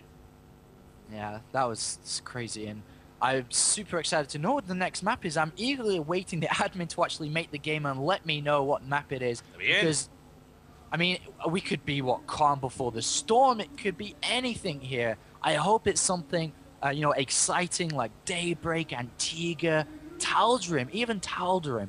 And I'm really excited. I really don't hope, I hope it's not Calm Before the Storm. It's Kulas Ravine. They snuck it in at the last moment. Or it's Gregoropoulos, or whatever the hell it's called. All right, they're going to take a couple of minutes break, folks. They require bio. And when we come back, we shall be bringing you the 5th and final game of this series between Fanatics aLive and I Am Nestea.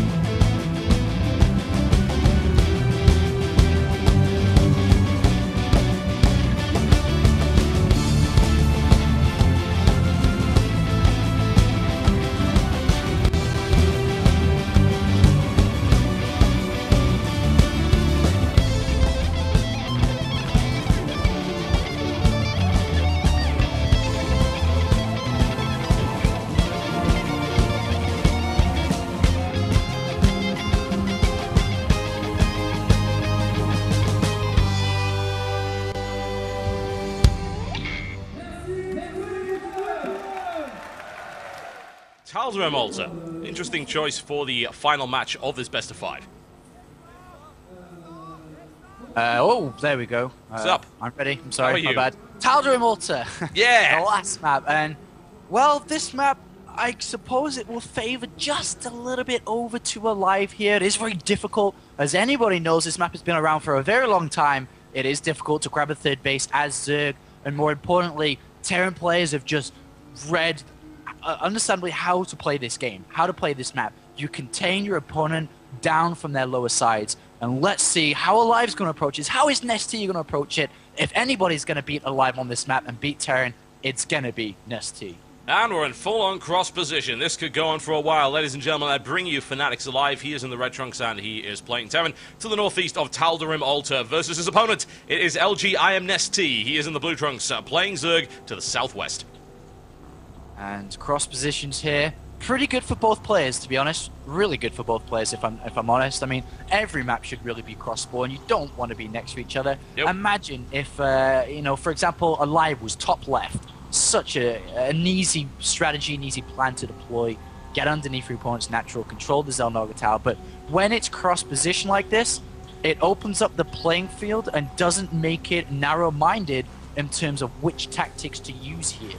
So very excited to see how this game will develop. Remember, this is the last map. This is 2-2 between these guys. The winner is third place finisher in the Ironsquid tournament. Yes, indeed, he is, and that's a lot of cash on the line for that particular pickup. Neither of them really happy to be here, but certainly wanting to try and make the best of it. And after this, of course, we'll be seeing the grand final best of 7 between Symbol and MMA, and God, I'm looking forward to that. That may very well be one of the best TvZ we have ever seen.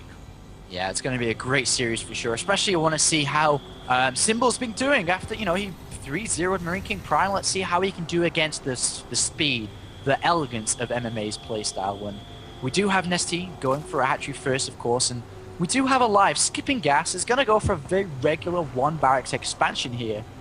And pretty normal, I suppose. You can go reactor Hellion play, but this plays absolutely fine too. Yeah, nothing wrong with that. aLive, I think he's actually allergic to building barracks in his base. I think he'd come out in hives if he did it. Yeah, he hasn't done it very much. It's true. I don't know why it is. Maybe he just likes the extra space.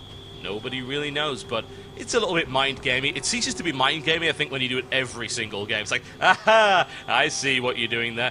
You know, what would have been really nice is to actually see some proxy barracks cheese at this point, because Nestea would have seen that barracks like, oh, you're building it again, and actually there's about 5 barracks in Nestea's base right now. Oh, that would be nuts. It would be if wonderful. he did that again. It hasn't worked out too well for him so far, so I wouldn't recommend it here. But, you know, it's a possibility. I mean, it's a mind game. You could say, well, Nestea, clearly he's going to be thinking logical here and say, well, aLive's not going to throw down 4 extra barracks, is he? And, you know, it could get thrown down, but we do have a refinery, so that's not going to be the case here. No, double refinery, in fact. Grabbed fairly rapidly. It'll be interesting to see if he actually played mech on this map. No, I don't think we're going to see mech here. It's so open, the center of the map, and especially cross-position, that you just get surrounded and killed so easy on. I think that what he's doing is just rushing up for a factory to get reactor Hellions out to keep the creep spread minimal. He doesn't want to just give creep spread away. And then, you know, aLive's strengths is not so much mech in this matchup, but, you know, the extraordinary speed of, you know, his drops all over the place, his attacks while Nestea is out of position here. But, you know, mech, I guess, is still a potential, considering he's thrown down a 3rd command center here. He may opt to go for pretty damn early tanks to actually defend, but we'll see, we'll see. Tanks is pretty wonderful on this map, one way or the other. The possibility of sieging under the natural is always a threat to pretty much any player, and you've got this really wide open cliff face. Anything that comes in this direction is going to take a hell of a lot of damage trying to get up that ramp. Nothing necessarily wrong with that at all. Barracks has now been moved, which is awesome, and there is the reactor that you expected would be coming. Yeah, I mean, well, I guess he can, we'll see. I mean, because of this 3rd command center, the strategy plan, the branches that he could choose from have now altered. So, you know, mech could be an option here.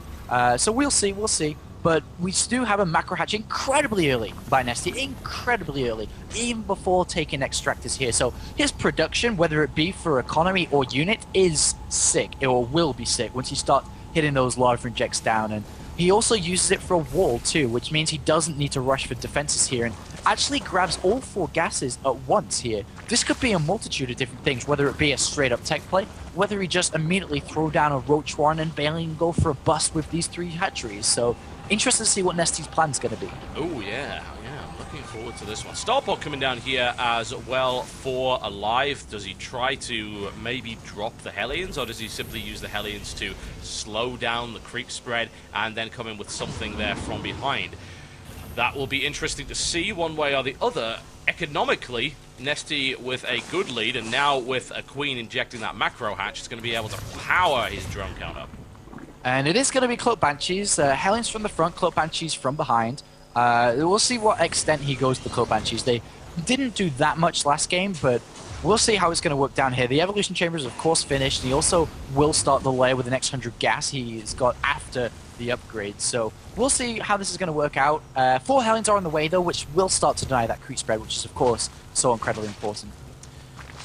It is very, very true, and there we go. Hellions have now been spotted by Nestea, so he's got a little bit of an idea, but he's not 100% certain. It could be just his standard reactor Hellion expand. Doesn't really know about that 3rd command center. Certainly doesn't know about the gas being taken. In fact, he's completely blind at this stage, so he's going to have to be playing guesswork against that. The layer's only now just started. Banshee's already almost complete here. And, of course, no blind Spore Crawlers, because nobody builds blind Spore Crawlers in this matchup. Yeah, there is a defensive Bailey Nest coming down just in case, and it is a part of the wall too, so he can easily block with Queens here, and his production is crazy. He's got 51 drones already. He's already about to have about 50 lings, and that is because of that early macro hack, which is playing such a big point within this game, such a big part here. And still nothing been scattered to see this Banshee. The Banshee is making its way across here, and Cloak is about to finish. He could get a considerable amount of drone kills. Yeah, he can. There's no detection available at this stage. Even if he starts to build a Spore Crawler right now, which he does as he sees that coming in, then it's going to take a while for that to get up, and this may force Nestea to pull off the drone line. And it's always a nasty thing to have to do, to pull everything off, because, like, well, I've got to save drones by doing this, but I'm going to lose mining time, which is worth more. Queen picked off quite nicely there. Spore Crawler now up as he did that, so at least that saves the drones on that line for the moment.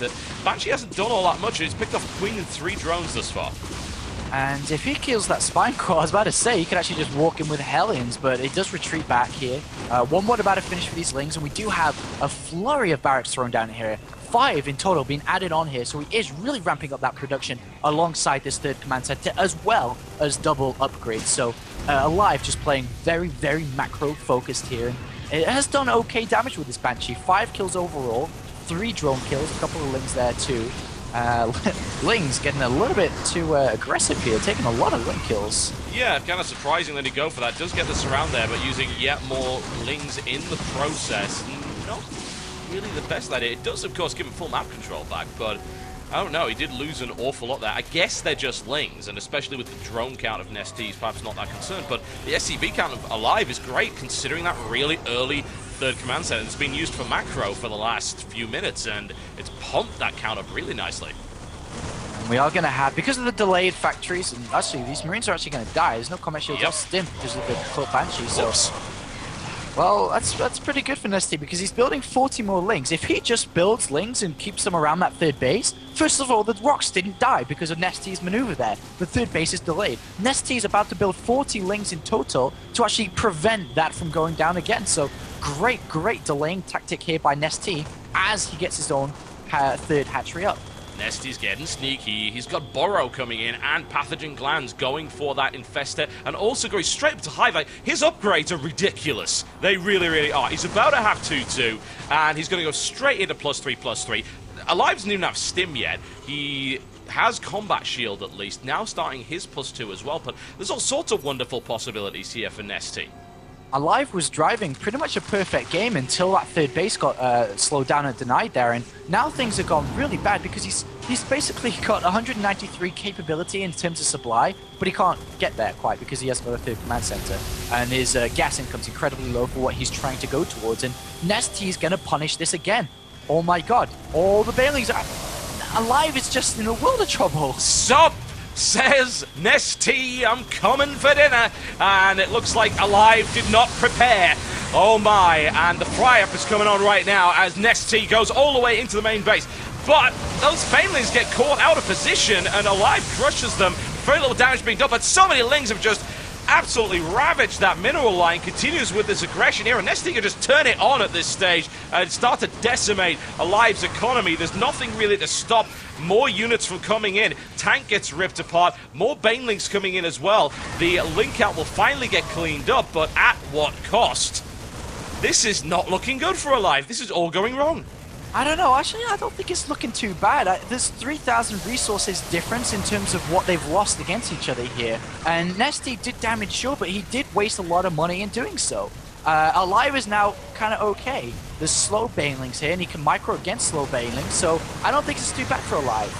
Yep, assuming he chooses to macro against slow Banelings, or he could just die to them, which is what's just happened, and Nestea crushes that army, will once again delay this third base, and yeah, you're right, certainly resources have been used, but it's mostly Lings from Nestea, and aLive's losing tanks, which is not too pleasant at all. Upgrades looking for +3 ground carapace as well coming in here from Nestea, also adding now Infestors into the mix.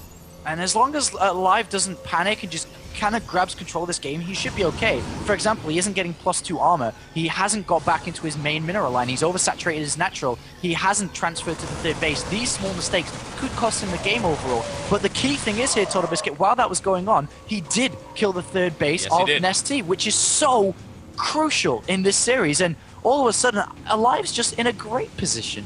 Still alive, that's what he's good at, man. He is a survivor, and yeah, you're right, taking out that third has made such a massive difference. The medevac was eventually cleaned up, at least with its Marines. It's going to hang around there looking rather lonesome for itself. The addition of Infestors is going to make this interesting. Right now, it's just Marine tank. The tank count is not that high. Also adding Marauders in as well to the mix. Yeah, Marauders are coming in, of course, because he has managed to pick up the Scout of the Hive. So if Ultralisk were to come, he's already pretty much prepared for it, and he's doing damage to the natural, does get caught by a couple of bungles, and this medevac will have to retreat. I mean, well, not retreat, just get stuck and die. I don't know what I'm trying to say. But at the he can try, but he's not going anywhere. Nope. But aLive on 3 bases, as long as he doesn't mess around, make mistakes, I think he's in a great position. If he sieges up tanks to spread across to the third base, doesn't lose units unnecessarily, and keep upgrading, he can actually win this game against Nestea, who's so far behind. He's basically tech to the year 3000 when he's still in year 1000 in terms of economy. 2 more drops coming out, spotted by Nestea. Nestea perhaps looking for that run by there. Could have done a lot of damage to the third base, but he's more interested now in keeping an eye on where those drops are going. He's already taken so much. I'm very surprised to see the Ultra Cannon, honestly. I really am, considering the presence of Marauders and the fact that he's ready for that already. But he does have a hell of a lot of upgrades going for him. Bunker is not complete yet. Runs right into a large amount of siege tank fire. Can go for the mineral line, but will take a hell of a lot of losses in the process. That's a board. I don't know who did that, but somebody did it. But the turret's about to complete. It's 50%, and it's gonna get it. The back he can get out. Infestors. He's getting in. He's getting in. It's such a big waste if they don't do anything, and they do get unspotted. Well, they don't get spotted at all here, but the thing is, though, that's such a big investment of gas while aLive is dropping the natural, dropping the main. I don't know what Nestea's trying to achieve here. Going for the main is weird, honestly. He can do a lot of damage to production facilities, and that's all he's doing. He's spitting out a massive amount of infested Terrans. So it's going to be very difficult to kill, certainly. They're going to kill that command center. They may do damage to the production facilities. Although that was, as you said, a massive investment. Nestea's not going to get out of there alive. Does take the command center down. Prevents a lot of gas mining, certainly. But things run into a bunch of tanks and a bunker on the third base and do absolutely nothing here. Nestea throwing units away. If you look at the units lost, it's equalized a lot. But that was heavily in favor of Nestea by 2,000 or 3,000 before. After killing a bunch of tanks. But things have equalized up in terms of resources lost. But in terms of the overall state of the game, no pun intended there, I guess I could say, but this is actually really, really bad for Nestea, and he's starting to crawl back, though. But those Infestors, man, they did nothing. They really didn't. It's like, hey, we took a command center out. Well, there was nothing to mine there anyway. It does slow gas down, but that's really all I can think of. Those Infestors are still in the base, funnily enough. And aLive's not doing anything about that. There's going to be a missile turret going... Oh, he's probably going to spot that because he tried to build a missile turret there on top of the Infestor, which of course doesn't work out now. There's a scan. A couple more Infested Terrans tossed out. Another scan here with Venet. I wonder if aLive's actually picked up on that. There is a drop to the third base, killing a bunch of stuff here as well, and a drop in the main too. While this is going on with the Infestors, aLive is ripping Nestea out from behind, and he's going to pick off the Infestation Pit here if he's not careful. Let's surround the fungal. Nicely done. And in the meantime, Infestors once again now denying more mining, doing some damage certainly, but aLive's just got this big scary army, and Nestea can't really compete with it yet. 40 SCVs versus 59 drones. He did kill quite a few SCVs throughout this game, though. That is pretty important. Yep. But there are still just 2 orbitals. He did lose the main one, so he's only got 2 sets of mules now. And Nestea is starting to be okay in this game. Even though he doesn't have the supply, he definitely does have the upgrades. He's about to be, well, he is at 3-3, but he's about to have fully upgraded Ultralisks. And the problem is, though, he's not going to hit a timing before +2 armor finishes and before +3 attack finishes, which basically makes aLive's army unstoppable. He doesn't have enough fungal. He doesn't have enough Baneling. Sure, Ultralisks are good, but without those key units, those key splash damage units, it's going to be so difficult. Well, I guess that was a donation of Lings to aLive's cause right there, and Nestea could not afford that, I'm afraid. Tax deductible it might be, but it's not going to help him. Nestea now is on borrowed time as aLive continues to march across the map, and he's going to put his hopes in Ultralisks. The Marauder count is at 14, and he's got a hell of a lot of tanks. This is going to be incredibly hard to hold. And look at this now. aLive is pushing through, and like you said, incredibly hard to hold. There are three Infestors, a bunch of fungal growths available, but this attack, siege tank support, this is so difficult. And there is still a potential of a drop inside the main base as well from the left-hand side here. This is nuts. It's grim. It really is. This 4th base is mining right now. aLive doesn't know about it, but he's probably going to figure it out sooner rather than later, especially now he's seen Lings coming from that direction. He should figure that out immediately. And a single Ultralisk it just doesn't want to live anymore. No, this is it. This is it. Now, Nestea, 9 Banelings is kind of the last desperation move. He's using fungals to help against the drop inside the main. 1 Ultralisk immediately goes down. There are still 6 Ultralisks down at the bottom, though, with a bunch of fungal growth. As long as aLive stays spread out, he knows the army's there. He shouldn't really walk into this at all. And then he will be able to pick up that 3rd place victory. Yeah, the thing is that Nestea's economy is rolling really nicely. If aLive is too slow, and if aLive takes a bad engagement, Nestea is right back in this game. And the longer this takes, the better it's going to be for Nestea. This is very tense right now. Nestea is just trying to build up the army to crush this. So he can crush this, he's still in it, but the tanks are so spread. They don't have any upgrades to keep in mind, but the Marina Marauders are at 3-2, and there are enough medivacs here to repair for a long time. And as long as he target fires down the Infestors with the tanks, then he's in good position. Nestea he's gonna go! This actually is not bad for Nestea. He's got a good angle here with the Marines at the front of Fungal. Very nicely done there. A second Fungal goes in. Can Nestea break it? Nestea breaking his way through right now, smashing the contain. Oh, aLive was not in the same defensive position he needed to be in. Oh my god. He picks up everything and is trying to go back, but does he go back? He's suddenly back in it. The assault. Nestea is back in it. The superior economy. I told you he just had to wait long enough, and now Nestea has the supply advantage. Nestea is barreling across the map with as many Ultralisks as he can get his hands on. aLive desperately trying to set up a new defensive position, but there's Ultras in his natural already. A never-ending train of pain coming into aLive's base, and this is the comeback that we expected to see from such a veteran player like Nestea. He goes in for it. A last-ditch attempt right here from aLive to defend against this, and he is trying so very hard to do that, but there are so many units now streaming all over everything that aLive's got, and this was the turnaround. Such a patient play by Nestea. aLive throwing it away now as Nestea guts his mate. And aLive takes the option to drop the 3rd and 4th base of Nestea, hoping he could hold on, but he will not hold on to this game. Nestea sets up a perfect engagement, a perfect flank, and a brilliant engagement now. And once the barracks go, GG! There you go, that's it! Done! Nestea with an incredible comeback, and aLive shut down and ends in 4th place in the Ironsquid tournament. Well, you don't mess with Nestea, man, you don't. Oh, what a great comeback that was, and so patient, just waiting, and it turns out the economic advantage that Nestea had bought him the time that he needed to get that army up, and that engagement was a sight. That was ballet with Ultras. Yeah, that was, there's no better engagement. It couldn't have gone any better for Nestea. He pulled out the perfect fight there. It could have been a little bit better for Nestea, but that doesn't matter. I mean, could have been a little bit better for aLive, but that doesn't matter. Nestea gets the victory from what it seemed to be a little bit out of control aLive in that game. He had a great advantage going into the mid stages of that game. But Nestea, showing his experience, pulls up the victory. And well, what a bronze match that was. We have the final starting in just 7 minutes time. Astonishing. And I'm looking forward to that final, man. That was an awesome series, and I really hope that MMA versus Symbol lives up to that, because every single series we've had in this grand final has been brilliant. Astonishing. Yeah, what a great series. That was actually a great series, and the Terran versus Terran we had earlier was a fantastic series. Symbol versus Nestea was a little bit one-sided, to be honest, but these games have just been amazing today, and we're about to set up for what could be the best series of all. A best of 7 between none other than the heir to the throne, Slayers MMA, going up against the underdog here, who has said that he is so comfortable playing against Terran. It's his best matchup, Zerg versus Terran. He beat Marine King Prime 3-0 in the quarterfinal, coming to France before that. Well, let's see if he can do it. Oh, yeah.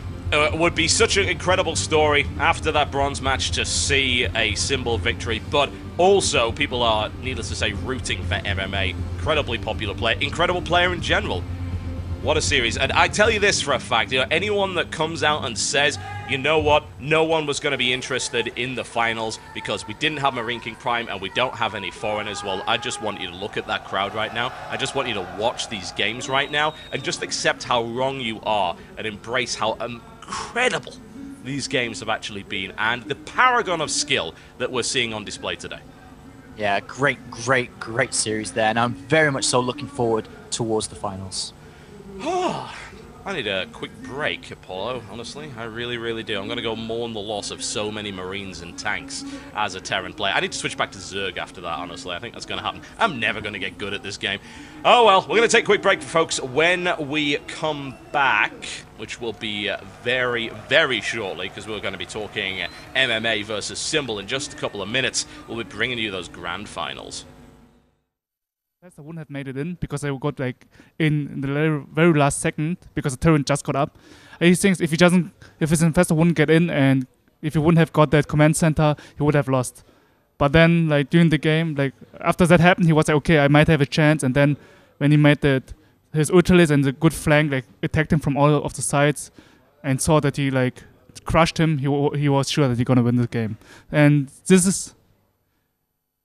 yeah, the last question gonna be, if like I will ask him what he thinks who's gonna win the next one, if it's MMA or if it's gonna Symbol. 형 지금 결승전에 지금 MMA랑 Symbol 하는데 누가 이길 것 같아요? 형 생각으로는? 성원이가 아무래도 저그전을 엄청 잘하기 때문에 한 4대2 정도로 이기지 않을까. Well, MMA's opinion about who's going to win the final of the Ironsquid is he thinks that MMA going to take it because his TvZ is like outstanding and it's like one of the best matchups and like one of the best Terrans. So he thinks he's going to win around like 4-2. Like that's his opinion. And that was the last question for today. And have fun with the last game, with the final with MMA versus Symbol.